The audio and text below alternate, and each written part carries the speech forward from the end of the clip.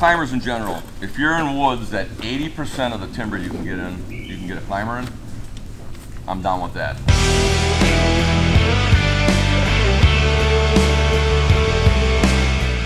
I used to hunt upper Wisconsin, logged out areas. I could go anywhere, in any situation, read the sign and be able to get my climber in there. If you're in an area where it's flipped, it doesn't make a lot of sense. If you got to go in there and start trimming trees out, but there's a lot of Pennsylvania, down south, like Jake had mentioned, some of these big logged out areas up here where the trees are straight, limbless. A climber is so efficient, it's literally from having it on your back to being on a tree, 2.5 minutes, up and climbing without sweating any effort if you're using a hand climber. If you're younger and in shape, I used to run the hand climber with nothing else on it, and that version was 16.5 pounds back there, which was half the weight of most of the competition. And I would literally, there would be times where I would run hours scouting and never find a situation I'd want to hunt. So I had to pack that stand in and just take it with me. This thing's coming in at 11.5 pounds for a 2-piece hand climber, around a little over 12 if you put the sit and climb bar in there. And for the extra couple ounces, I'm definitely going to run the bar. But we've done some different things. There's probably not a lot of guys here familiar with the old climbers. Have you guys ever run any of the old climbers? So you guys are, oh, there's quite a few guys familiar with the climber. So what we've done on this stand is the old hand climber, it's there, it's in your way. You need extra space out on the end of it because it just cuts you off. With this one, someone was mentioned they didn't realize this half moon design. This is allowing you to get back up against the tree without moving any equipment.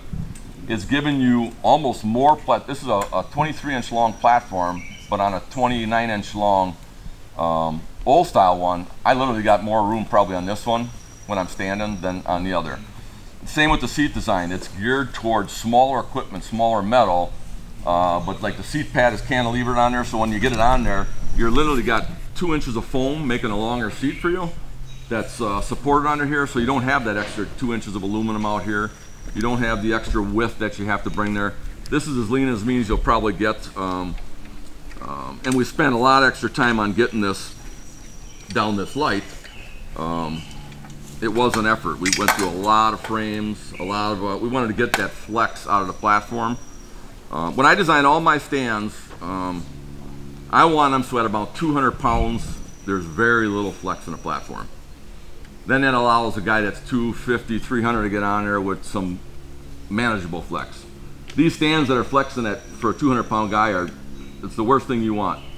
They're leaning, they're flexing. Just think if your stand was full of ice or slick, you're off and you're gone. So you want that main portion of that stand to stay rigid. So, and this does it pretty easy. I had a little bit later when we were trying to get under that 11-pound range in that 10. It was just a struggle.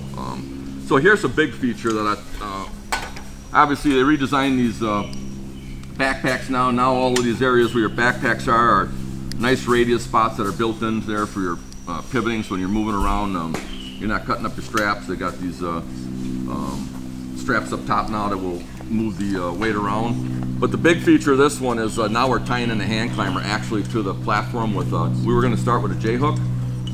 What I came up with was a pin system that's easier. So when you stack your stand on there for the day, you have 2 grommets, just like our sticks, fit in 2 holes here. You got pockets on your cams that go over a bolt here, and you have literally a bolt that'll stay with the seat that'll lock that in. Then you don't even need straps if you don't want them. You just basically set that in there, grab your thumb screw from the back, loosen her up, do a 1/4 turn, and there's a slot in the back here. You just drop in there and snug her up. You tighten that up and then that thing's not going anywhere. This is optional, your sit and climb bar. You could be running this without that bar and it makes it even more compact.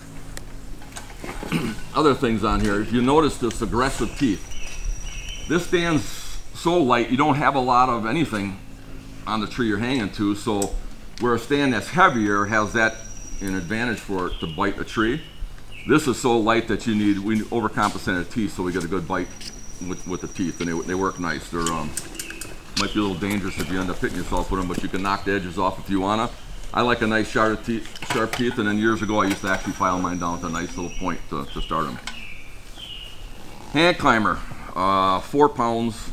Stand's gonna come in at 7.5. What we did a little different on this now is we're sticking with my original design of the belt. We got smaller hinges on here. And all of these hinges, if you're familiar with the old climbers, even on the base, they all were at an angle that if they weren't tightened up or if they came out of the step, the stand could collapse. Everything's over center design, so even a loose knob now, you're over center. So you literally have to have weight off the stand or be able to pick it up to get to collapse. So it's a safety feature that came up. It snugged these up.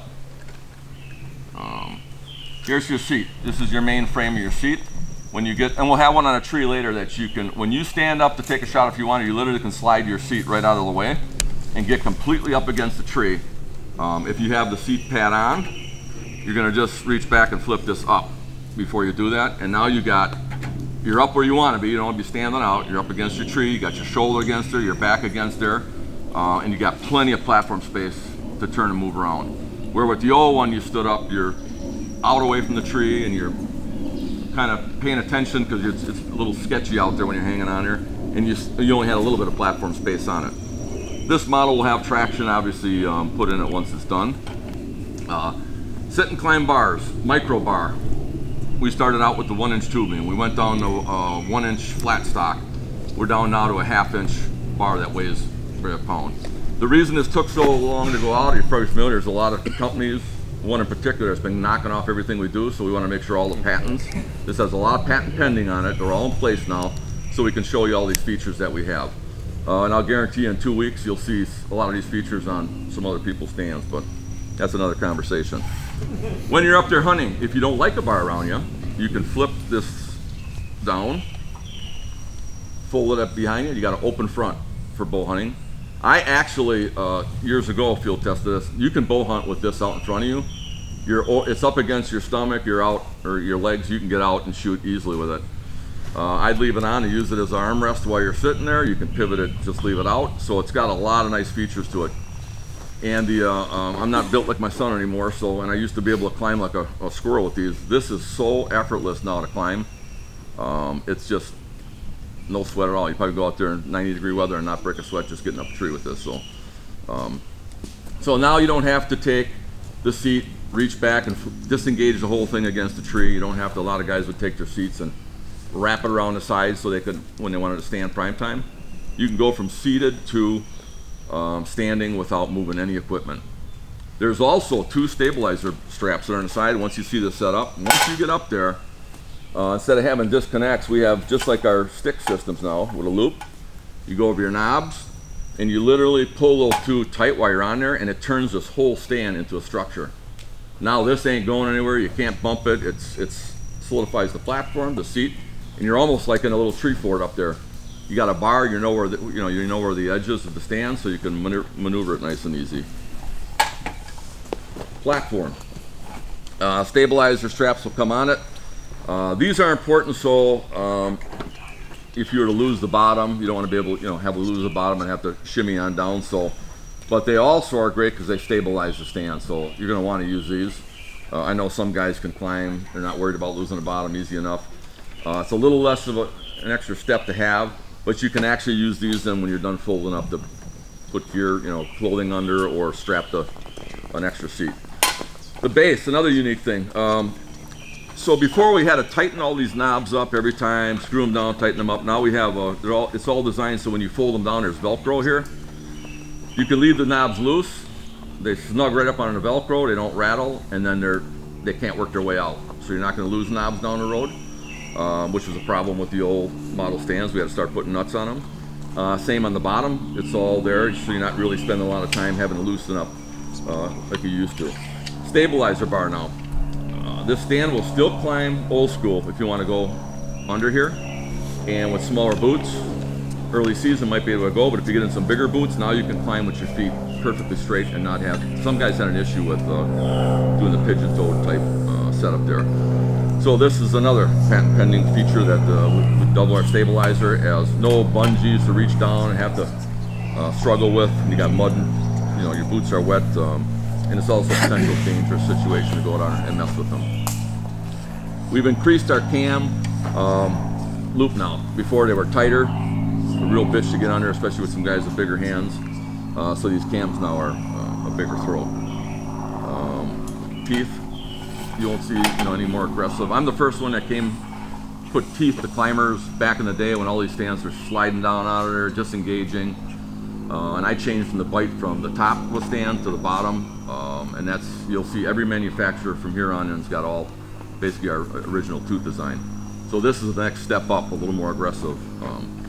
The only downfall of this stand I'd say it would have over others is these teeth grab so well, maybe on a pine, or if you're a bigger guy and you're settling, this thing wants to grab and then it wants to stay hung to the tree. So follow the instructions before you go to take off climbing, sit down, disengage that with your weight off it, and make sure those teeth are disengaged. You can set it back down, then stand on it and just climb down. It's just a simple little procedure to do.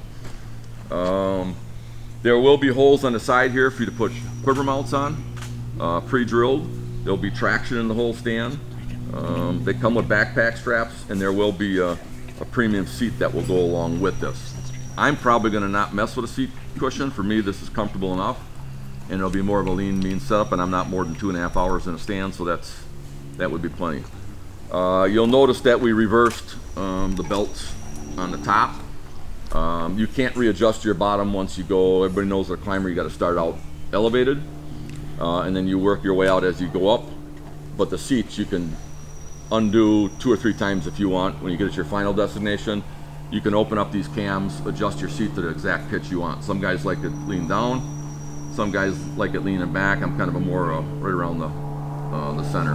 And the height, I go knee high is most comfortable for me. Any questions, anything on, one more thing on this knob here, there'll be some rubber on here, so when you're not using it, you just snug that up till that tighten up and you ain't got that rattling around on you, when in your tree. The new climber, some of the things that are just inherently a pain in the ass to climbers is they drop their pitch as you go up because of the tree diameter changing. So anybody that hunts with a climber knows this is what we're doing here. Anybody that doesn't know, this is what stuff that you'll have to deal with. And how I've managed that over the years was to basically, if I approached a tree like this, I can't figure this out and figure that out. So I'll take this stand and I'll set it on chest height. Then I'll look at the tree and I'll give it a pitch here. And then I just take it and shove it down, whatever it ends up doing down there it's gonna do, because that's where it's gotta be. The seat, I've changed the design in this now where you can, we've always done it before, you have to open up the seat going up because of the taper.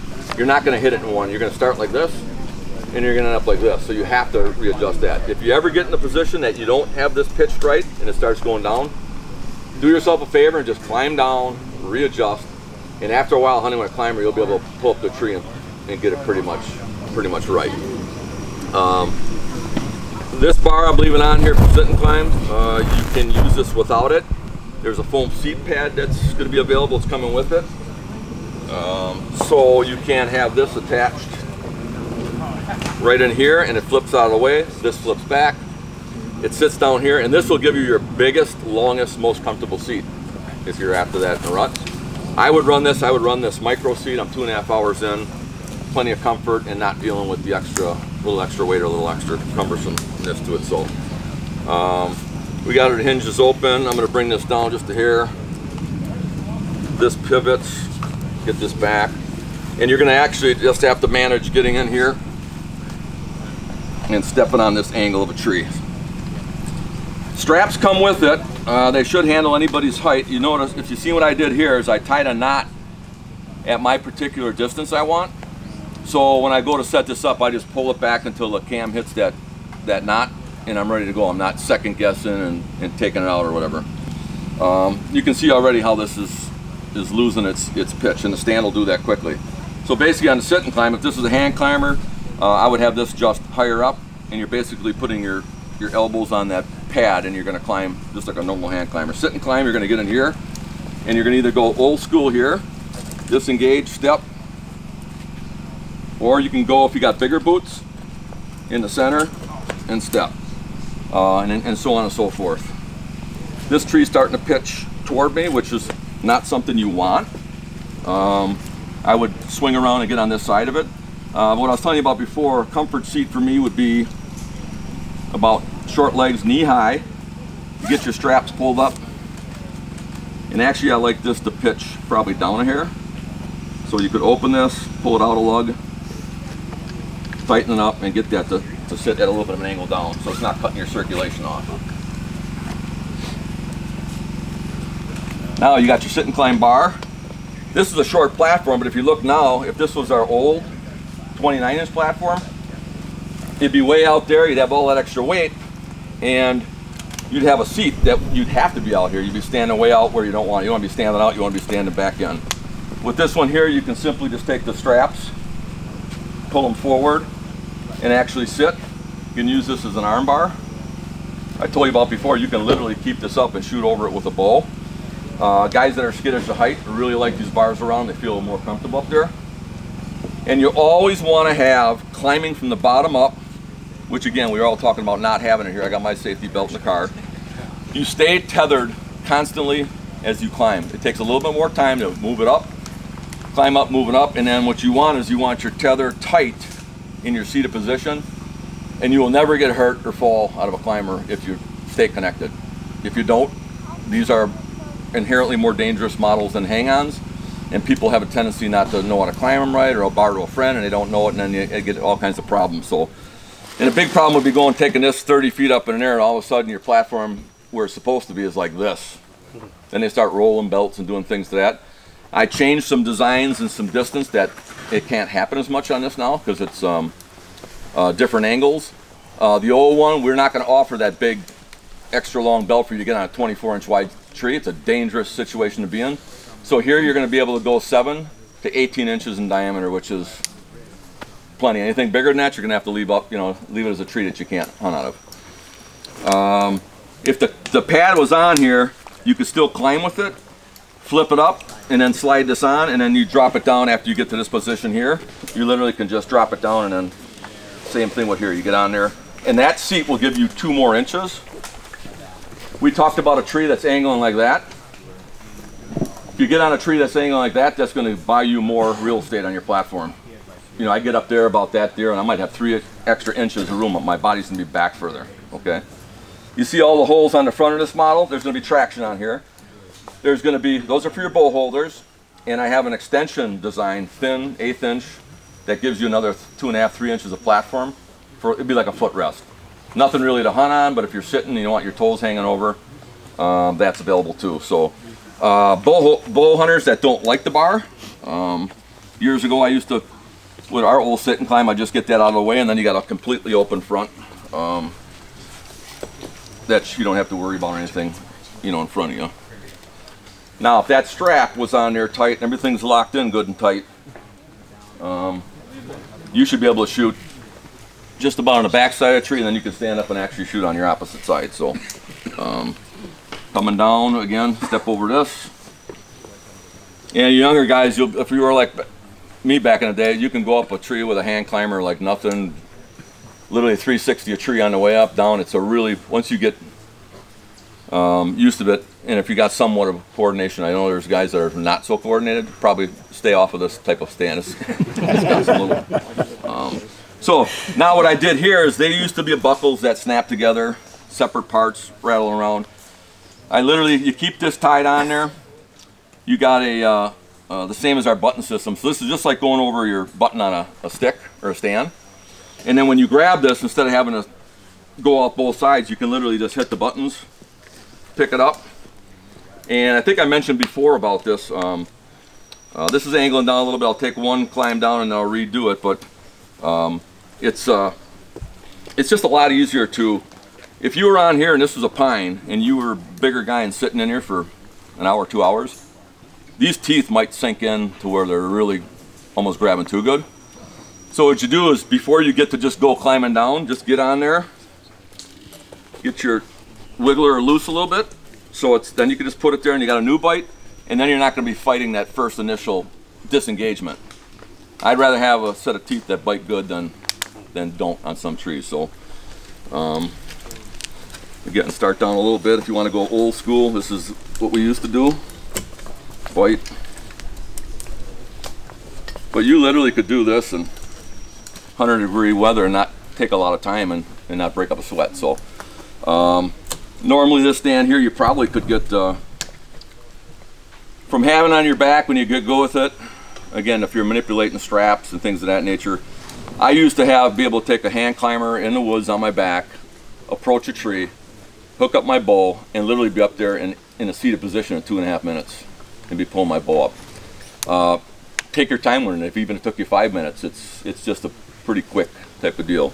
But again, I'll go back to, unless there's 80% timber that I can get on a climber, I wouldn't even think of hunting with it, because you're going to leave a lot of spots, you know, that you can't hunt in. So some guys will pick out trees early in funnels, or if you're a rut hunter, and they'll trim trees so they can just dive in when it gets red hot with a climber and get in there.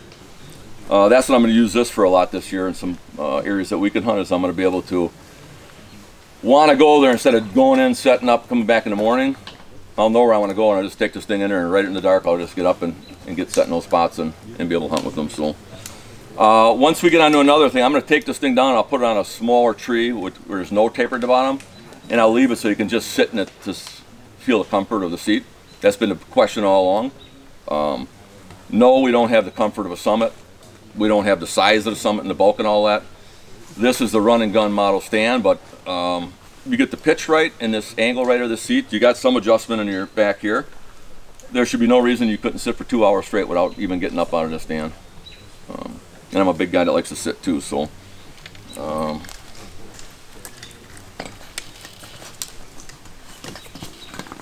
Any questions? What kind of weight limit you got with that? Right now we have 250. We're going to do the final static low. I like to wait till I get the traction, everything in there. And then people always have that question on our products. Hang-ons, our hang-ons are so over-designed to the competition, it's unbelievable. Where they're using a 2-time static. At the minimums, we're using 3, 3.5, sometimes 5-time factor. But it has to do with the design of the stand. A saddle stand, a regular static load of a double is not good, because there's all kinds of side loads and there's different pressures that people put on them, setting them. Climbers is another one. You can static load with the stand in the perfect spot and blow the doors off the numbers, but you're not going to use it like that. You're going to go up too far, you're going to be angled over, and you know what happens when you get, it's like leverage. And there's a lot of numbers that come up, and I call that the human factor. And you don't know that until your product gets out there and guys start using it, and then something rears its head. So we ease into it at 250, it's all looking good. We do some more extensive testing to failure, and you might see this thing bump up to 275. But what I will do is, this is like comparable probably to our .575. Down the road we will have a 1.0 version of this, where it's a bigger frame, out further from a tree, more platform space. It's not going to weigh 11.5 pounds, it might be 13. It'll still be lighter than the competition, but it's going to be a more comfortable stand for a bigger guy. I'm saying on this one here, it's not even your height or your size, it's your waist size.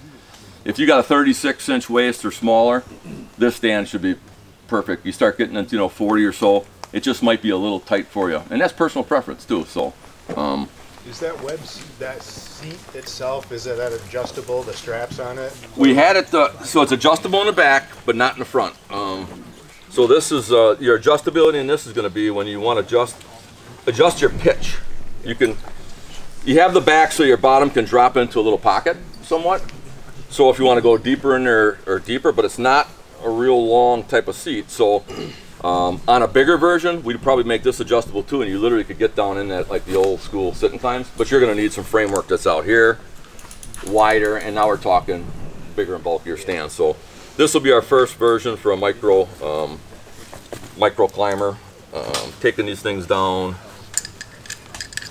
basically you're pulling your, very easy to cams. I got them marked so you can put them back into the same location. You're not thinking about where you want the ends to be. Take your hinges down,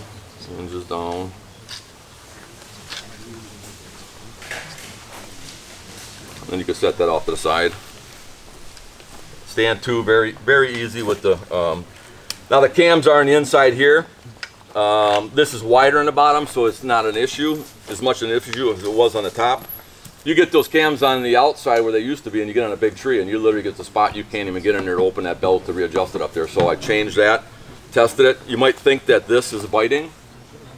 This is not for biting. This is for our cams. This stand bite is on the teeth. That's all the belts do for us, is hold our stands in the up position. And that's how you should want them. Biting up here and not here is a real bad, that's a Baker type scenario, and you end up just disengaging at some point and have a problem. So pull that down, loosen up your hinges. I don't think, you know, like I said, I mentioned it before, there'll be some companies copying us, but I don't think you're gonna get anybody that's gonna get anywhere near as sleek as this, or they don't have the experience in building climbers. They're gonna be not right, the angles won't be right, there'll be issues with them. This will be the most compact two-piece you'll probably see on the market. So again, you got your two little grommets here. This cam's new and it's got a spot to encase this bolt. This one doesn't have it. You get that on there, and you're basically gonna loosen up your knob here.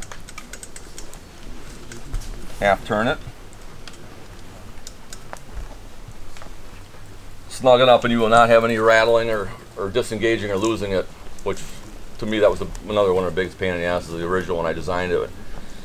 If you knew what you were doing and you strapped it down, it'd probably stay for the long haul, but by the time you got in, went up a couple mountains or whatever, it's starting to loosen up. You got to take it apart. So there's a bunch of little patented designs in here like that we have that are pending, and that's why it took us a little long to get this to the market, because we wanted to have that time to do it.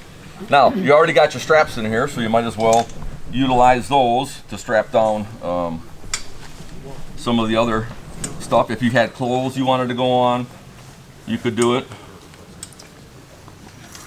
It's set up for backpacks. All of our backpacks, there's a little hook up here, so you can literally hook it on there, strap it.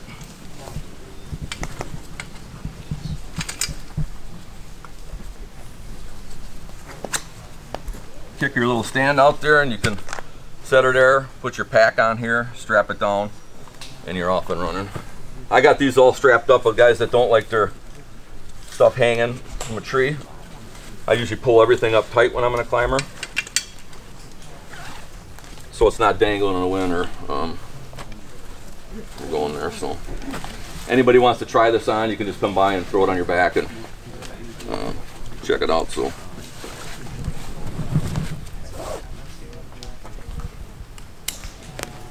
and when I say light, this thing is like, if I had just a small fanny pack here, just the essentials, it's like, it's lighter than the packs I got now with my sticks, hang-ons, and all my gear. So streamline. And again, take this off. 11.5 pounds without a sit and climb belt. Probably just over 12 with it. Any questions? Man, I must be thorough, eh? Yeah, very good. You've done it once or twice, right?